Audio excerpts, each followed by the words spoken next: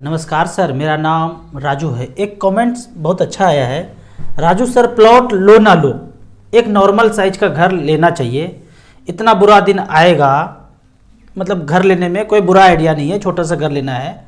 अपने घर में रहने का सुकून कुछ और ही है। जिस दिन जॉब चली जाएगी उस दिन रेंट के घर को खाली करना पड़ेगा। कम से कम अपने घर में सो तो सकते हैं चैन से। ये कमेंट आया है, सही कह रहे हैं, लेकिन इसमें कुछ थोड़ा सा और जोड़ना है। कम से कम अपने घर में सो तो सकते हैं, पर सोने के बाद अगले दिन जब उठेंगे तो खाना चाहिए। उस खाने के लिए पैसे चाहिए, उसका मैं जुगाड़ करने बोलता हूँ, उसके बारे में मैं सोचने बोलता हूँ। सो तो गए, अगले दिन उठेंगे तो क्या खाएंगे? कोई फ्री में कुछ तो देने वाला नहीं है। एक दिन मिल जाएगा, 2 दिन मिल जाएगा, तीसरे चौथे दिन उसके लिए मैं संग्रह करने के लिए बोलता हूँ। एक कहावत काफ़ी पुराना है, रोटी कपड़ा और मकान। पर आज के दौड़ में ना, बंदर दौड़ में, ये मकान को पहला प्रायोरिटी कर दिया लोगों ने, जबकि पहला प्रायोरिटी ये रोटी ही होना चाहिए। अब यहाँ पे 2-3 फैक्टर हैं। अगर तो आप गांव में रह रहे हैं तो अपना घर जितना जल्दी हो सके ले लेना चाहिए। और मैं कभी नहीं ये बोला हूँ कि घर नहीं लेना है, मैं तो ज़्यादातर ये बोला हूँ कि अगला प्लॉट, अगला फ्लैट, घर के बाद जो इन्वेस्ट करने का बात होता है, मैं उसका विरोध करता हूँ। आप यदि गांव में रहते हैं और वहीं परमानेंट रहते हैं और अपना घर नहीं है तो जितना जल्दी हो सके बना लेना चाहिए। अब दूसरा फैक्टर आता है कि शहर में है। अब इसमें भी 2 फैक्टर है कि परमानेंट जॉब है, वहीं परमानेंट रहें तो जितना जल्दी हो सके बना लेना है, क्योंकि रेट भी बढ़ता जा रहा है। उस रेशियो में नहीं बढ़ेगा जिस रेशियो में आपका इन्वेस्टमेंट बढ़ेगा, लेकिन फिर भी बोलते हैं सुकून से रहना है, परमानेंट रहना है। मैंने हमेशा ये सोचा था, जब मैं 365 डेज परमानेंट वहीं पे रहूँगा तभी घर खरीदूंगा। 20 साल तो पता ही नहीं चला, घूमते रहे घुमंतु भोटिया की तरह। अब पता चल गया है यहीं पे रहूँगा, तो अब खरीदने का प्रोसेस चल रहा है। तो परमानेंट है तब ले लेना है, लेकिन टेम्पररी जॉब है, एक शहर से दूसरे शहर में जॉब चेंज होगा, तो यहाँ पे ऐसा बवंडर नहीं करना है। जब फाइनल डेस्टिनेशन आएगा, पता चल जाएगा कहाँ रहना है, पता चल रहा है 10 शहर में आप घूम रहे हैं, जो सबसे अच्छा लगेगा आपको वहाँ जाके बस जाएंगे। लेकिन नहीं, जिस शहर में गए लोन लेके वहीं एक घर ले लिया, फिर जिस शहर में पोस्टिंग हुआ वहाँ एक ले लिया, और इस घर को देखने के लिए 6 महीने साल भर में चक्कर काटते रहते हैं। थोड़ी दूरी पे है तो बाइक से ही चक्कर काटेंगे, ज़्यादा दूरी पे है तो ट्रेन और बस से चक्कर काटना पड़ता है। तो बहुत सारा झमेला है। पैसा बनेगा नहीं बनेगा, कितना बना, ये तो आगे देखा जाएगा, लेकिन ज़िंदगी में टर्निंग पॉइंट जरूर आया होगा। वो शुगर और बीपी का मेडिसिन ज़िंदगी पे जरूर आ गया होगा, माथे का बाल उड़ गया होगा, चेहरे में झुर्रियाँ आ गया होगा, ये तामझाम करने में ज़्यादा। लेकिन सुकून से धीरे धीरे पैसा एक जगह पे इन्वेस्ट करते और घर में सुकून से रहते। अगर परमानेंट रह रहे हैं और रेंट पे रह रहे हैं तो रेंट पे ही रहते। मैं ये बोलता हूँ, आप अपने अकाउंट में 50 लाख रुपये रख के तो देखिए चेहरे पे क्या चमक आता है। कुछ भी पैसा नहीं है, सब इन्वेस्ट करते जा रहे हैं प्लॉट फ्लैट में, और पैसा हाथ में नहीं है तो झुर्री जरूर आएगा। लेकिन पास में 40-50 लाख रुपया कैश होगा ना, तो ज़िंदगी जीने का मज़ा ही कुछ और होगा। तो मैं हमेशा ये बोलता हूँ, फर्स्ट घर आपने ले लिया, अगला आपको 50 लाख का एसेट बना लेना है जीवन यापन करने के लिए।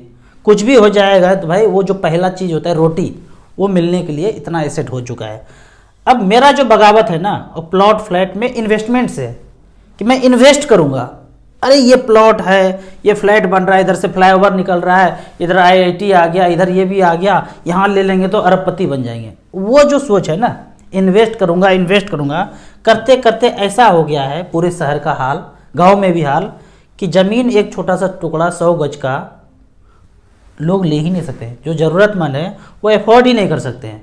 घर खरीदना आज के डेट में ना भगवान को मिलने जैसा बात हो गया है, ले ही नहीं सकते हैं साधारण आदमी, सोच ही नहीं सकते हैं। तो ये ऐसा साधारण आदमी के हाथ से बाहर क्यों हो गया?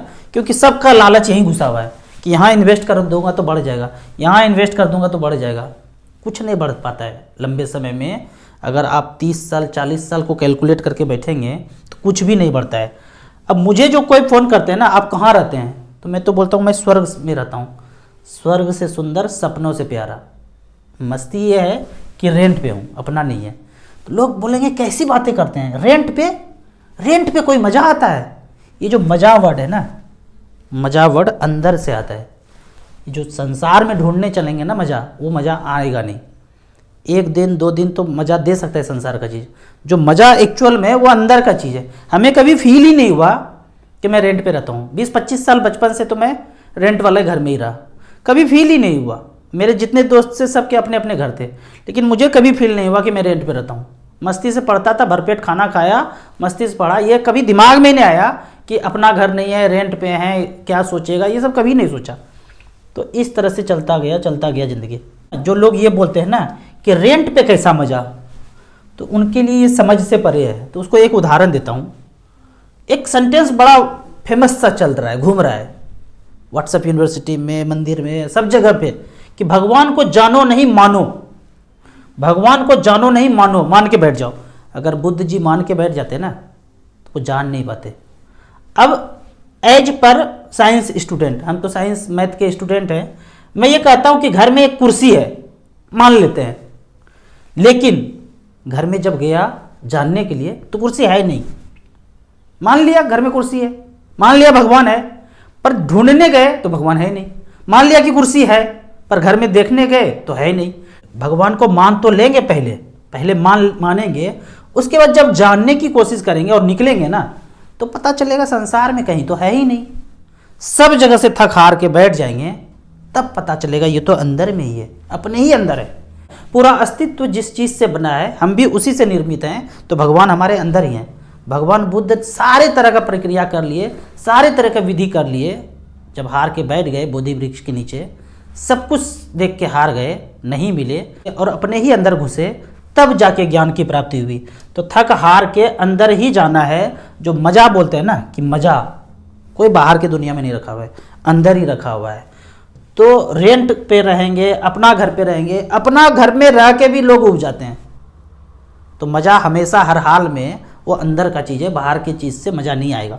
अब मैं आपको एक कैलकुलेशन दिखाता हूँ कि आप उतारू हो ही चुके हैं, 50 लाख का एक फ्लैट खरीदना है, पैसा पास में है नहीं, लेकिन ठान लिए कि 50 लाख का एक EMI पे घर ले लेंगे। 25 साल तक EMI चलेगा, 8% का ही ब्याज हो तो 38,500 EMI चलेगा। मैं ये बोलता हूँ, ये जो फितूर है ना दिमाग से, अपना घर, पैसा नहीं है तो भी लोन पे लेना है, पर्सनल लोन पे लेना है, जैसे भी लेना है, हाउस लोन पे लेना है। मैं तो हाउस लोन कैलकुलेट किया हूँ 38,500, इसमें से 18,000 पे रेंट पे दे दीजिए, 9 से 10,000 में आपको रेंट अच्छा आराम से मिल जाएगा। लेकिन मैं 18,000 काउंट कर लेता हूँ, और 20,000 रुपये पर मंथ यदि SIP में इन्वेस्ट करते गए, 20,000 रुपये पर मंथ, 25 साल तक लंबा ड्यूरेशन है, 20-25 साल 30 साल एज है अभी आपका, और 12% का रिटर्न कैलकुलेट करूँ तो 60 लाख जमा होगा और वैल्यू होगा 3,70,00,000 रुपया लगभग। 370 में से आप कहेंगे कि उस समय घर खरीदूंगा, अभी तो घूम रहा हूँ शहर जॉब पता नहीं। ये जो 50 लाख का फ्लैट है उस समय मात्र 4% के रेट से, 3-4% के रेट से बढ़ेगा वो, चाहे जिस भी लोकेशन पे हो। उस 50 लाख का फ्लैट का वैल्यू 1,33,00,000 होगा। SIP से कितना पैसा बनाया था? 3,70,00,000। 1,33,00,000 हटा दीजिए, लगभग 2-2.5 करोड़ रुपया सरप्लस बच जाएगा। इसी को बोलते हैं प्लानिंग करके जीवन यापन करने के लिए जो सुविधा होगा आपको, 50, 55, 60 साल के एज में रिटायरमेंट ले लेंगे। अब आपका ये क्वेश्चन होगा कि कहाँ से शुरू करूँ, ये 20,000 रुपया जो बचा वो कहाँ से शुरू करूँ? तो उसके लिए आपको StarSIP.in में जाना है, बिना लॉगिन किए हुए। यहाँ पे मैंने इस ग्राफ को टच किया है, SIP में आ गए, small cap category, last 12 years का बात करते हैं, 20,000 रुपये पर मंथ। पहला फंड आता है निपॉन इंडिया स्मॉल कैप, 20,000 रुपये पर मंथ 2011 से लेकर अब तक, मतलब कब तक? 2023 तक। जमा हुआ है 28,80,000 और वैल्यू हुआ है 1,24,00,000।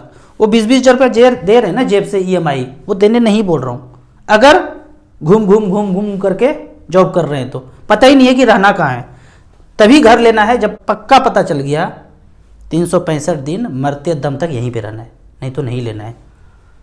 इस तरह से करके 22% का रिटर्न मिला है। हमने वहाँ कैलकुलेट 12% किया था। दूसरा फंड आता है SBI स्मॉल कैप, यहाँ पे 20,000 रुपये किया 2011 से। हो सकता है आपने 2011 में एक घर खरीदा होगा, वो सपनों का घर नहीं, इन्वेस्टमेंट का घर। अपना घर में तो रह ही रहे होंगे जैसे तैसे, अब दिल्ली, बम्बई, कलकत्ता, मद्रास में एक इन्वेस्ट कर दिया, ऐसे वाला इन्वेस्ट, अच्छा सैलरी बढ़ गया, पैकेज बढ़ गया, इन्वेस्ट कर देते हैं, वो कर दिया आपने। 2011 में जा रहा है EMI। वो ना करके यहाँ होता तो 28,80,000 का वैल्यू होता, 1,20,00,000। पता चल रहा है कि वो फ्लैट 50 लाख का लिए थे, 60-65 के बीच में घूम रहा है, रेंट लग रहा है, कभी जा रहे हैं कभी नहीं मिल रहा है, बहुत तरह का बवंडर है और ज़िंदगी में टर्निंग पॉइंट आ चुका है। वो शुगर और BP का छोटा छोटा गोली आ चुका है ज़िंदगी में। तो एवरेज का बात अगर करेंगे, 20-20 हज़ार रुपये पर मंथ का एवरेज का बात, कि पता नहीं ऊपर नीचे सब जगह लगा दो, 2-2 हज़ार रुपये करके 10 फंड में लगा दिया, या 4-4 हज़ार करके 5 फंड में लगा दिया, 17.95 17% का रिटर्न मिला है। तो 17% वाला अगर फंड देखते हैं, ये 17 वाला ये वाला फंड आया, कितना पैसा जमा हुआ, 28,80,000 का वैल्यू, 87 लाख रुपया हुआ है। मात्र 20,000 रुपया का EMI है ये, 50 लाख नहीं झोंक दिया। 50 लाख का EMI 37,000 होता है, उसमें से मैं अलग करने बोल रहा हूँ, और जो बचा 20,000 रुपये उसको इन्वेस्ट करने बोल रहा हूँ। बहुत अंतर है भाई, खोपड़ी समझ में नहीं आएगा। जितना कैलकुलेट खुद से करेंगे तब समझ में आएगा कि ज़िंदगी में बवंडर क्या कर रहे हैं। और पैसा जा कहाँ रहा है, पैसा 2 ही व्यक्ति को जा रहा है, एक बैंक वाले को मज़े में छाली मलाई खा रहे हैं आपके मेहनत का, और दूसरा जो घर बनाया बिल्डर बुल्डर सब मिलके। आप तो अपनी ज़िंदगी का पैसा वहाँ झोंकते जा रहे हैं, झोंकते रहे। हमने ये गलती नहीं किया, तभी हमारे पास पैसा सरप्लस बच गया। आपको इसी तरह म्यूचुअल फंड के बारे में और कुछ जानना है, इन्वेस्टमेंट के बारे में जानना है, तो इस नंबर पे मुझे व्हाट्सअप कर सकते हैं। कमेंट सेक्शन में क्वेश्चन पूछते रहिए, इसी तरह का ज़िंदगी से संबंधित फाइनेंशियल क्वेश्चन जो भी हो क्वेश्चन पूछते रहिए, मैं इसका जवाब देते रहूँगा। आपको म्यूचुअल फंड में इन्वेस्ट करना है तो दिए हुए ऐप में रजिस्ट्रेशन करने के बाद हमसे जुड़ सकते हैं। मिनिमम इन्वेस्टमेंट 100 रुपये से शुरू कर सकते हैं, जब ज़्यादा समझ में आए फिर यहाँ पर ज़्यादा पैसा इन्वेस्ट कीजिए। वीडियो अच्छा लगे तो व्हाट्सअप यूनिवर्सिटी में दोस्तों के बीच इसे जरूर शेयर करें। यूट्यूब पर देख रहे हैं तो लाइक एंड शेयर जरूर करें। Thank you so much.